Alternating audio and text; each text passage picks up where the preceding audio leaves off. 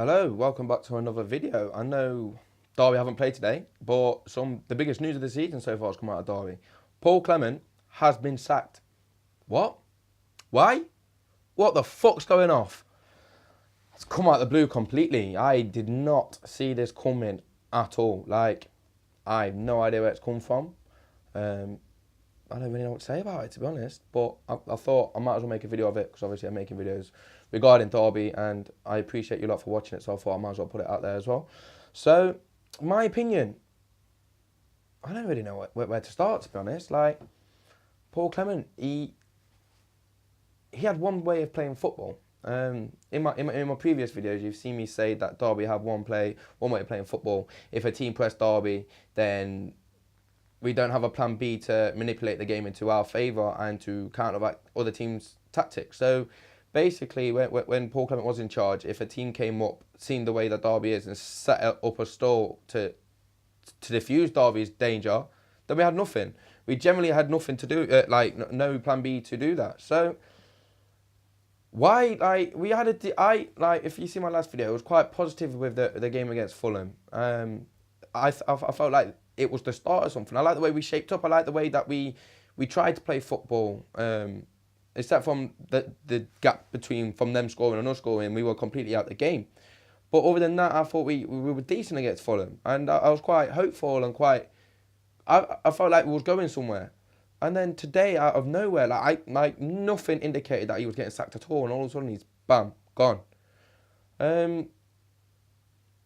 I'd seen it earlier as well that Bayern Munich, obviously, are losing Pep Guardiola at the end of the season, and the bookie's favourite to take over is Carlo Ancelotti, which is understandable because Carlo Ancelotti, he only won the Champions League 2 years ago with Real Madrid, the same day that Derby got beat in the playoff final, but I won't talk about that. So he's a decent manager to take over a big club like Bayern Munich because obviously Guardiola's going to Man City, and he's going to want to keep his staff.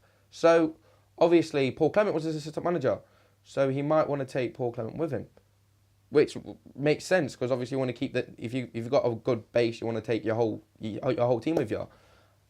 So why didn't Derby just hold out to the end of the season until Carlo Ancelotti does actually take over Bayern Munich, and then rather than Derby having to pay to buy out Paul Clement's contract to say obviously we're sacking you, let Bayern Munich buy it out and buy him off us. That's making money for the club. Yes. We're only 5 points off top of the league. I know the team at the top of the table, which is Borough, have got 2 games in hand.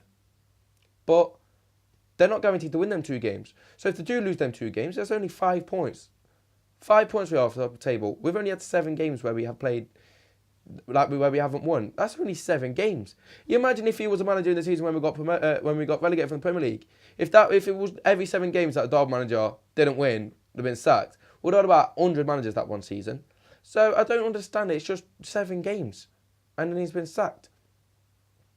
But if you listen to his his post-match after the Preston game last week, he turned around and said that he don't feel like the Derby players are good enough for the Premier League and the tactics that he plays. The players are not good enough for the tactics he plays. Change them then.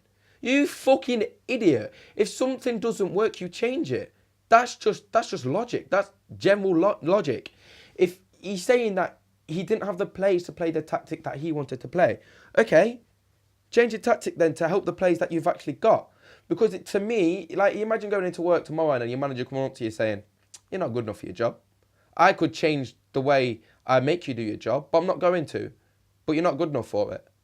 But you're not working, like, you're not doing what you need to be doing because you can't do it, even though I'm trying to make you do it. It's kind of and you imagine that as well, being the players and hearing your manager coming out and saying, we're not good enough. Of course they're not going to want to play for you. If you turn around and say, you're not good enough to play the way I want to play football, that's not right as a manager.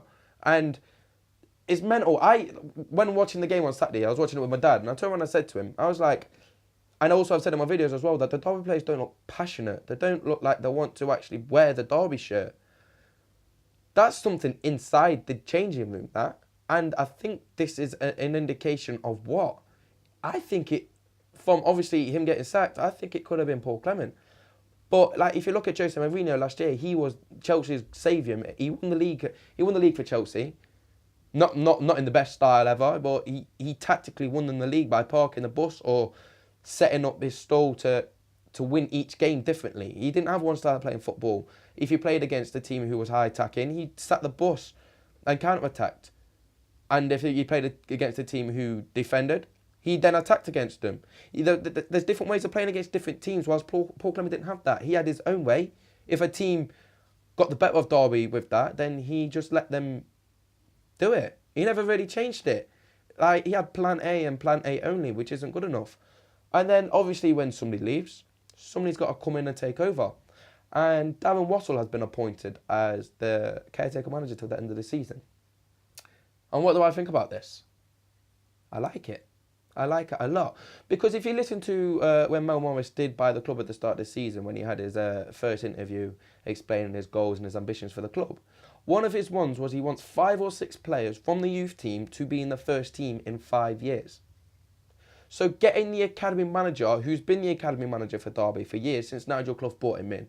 So I you got to give a lot of credit to Nigel Clough, because I think he did an amazing job when he came into Derby.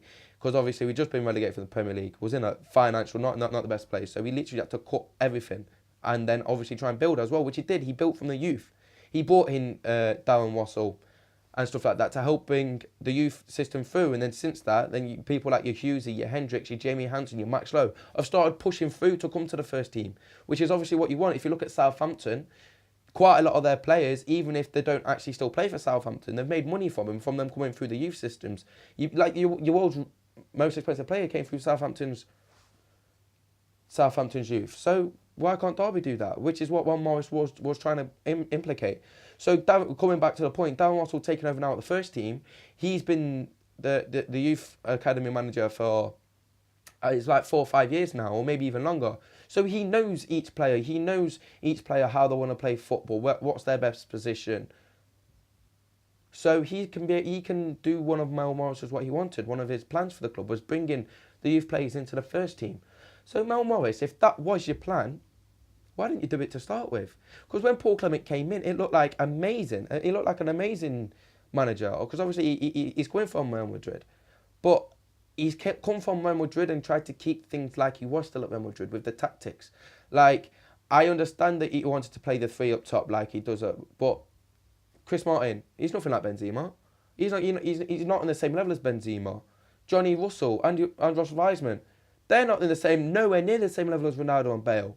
So why didn't he change his philosophy to help the team players that he's got to get the best out of the players rather than slagging them off? It's come out of the blue for me now. Like, I generally haven't got a clue what to say.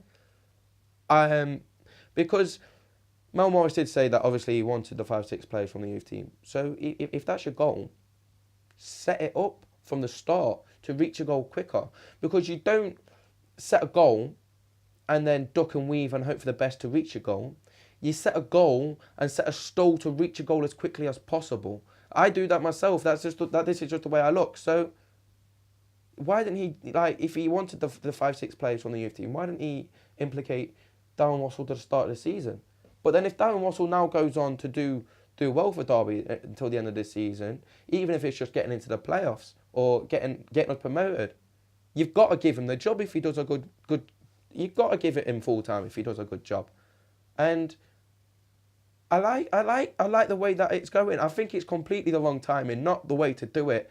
Like, just after January transfer window. So you've given Paul Clement the money to go buy the players that he wanted in January, with signing Abdul Kamara, Olsen, and Nick Blackman, and then sack him 7 days later, a week after the transfer window's gone. He sack him. So what was the point in giving him the money to spend in January if you're just going to sack him? I don't understand. I don't understand. So that's my point of view regarding Derby sacking Paul Clement today, like out of the blue completely. But my video on Saturday, there was quite a lot of positives. Like, it was the first time I wasn't ranting about a Derby game, and then this is just it's just different, isn't it? I don't really know what to say. So for end of the season now, we've got Darren Wassell, who I think now he's gonna have different ways of playing football, because obviously he knows the players. He's been around this club for a long time. He's gonna know what way the players like playing football, or bring the best out of players. So I can see Derby having a really strong finish now. I know Darren Wassell's only been the manager. He's with the manager of Derby once, and that was when we were 4-1 down at home to Ipswich. And then Steve McClaren came down and gave the half-time team talk. This was literally just after Steve McClaren was announced as top manager. He was sat in the stands, came down at half-time and gave the players a rollicking. And we came back and drew that game 4-4. So now it's Darren Wassell to shine. It's Darren Wassell's time to shine and bring the club to where we need to be. So this random video come out of nowhere because obviously none of us expected that today. I appreciate your time for watching, and I will see you next Derby game. Thank you.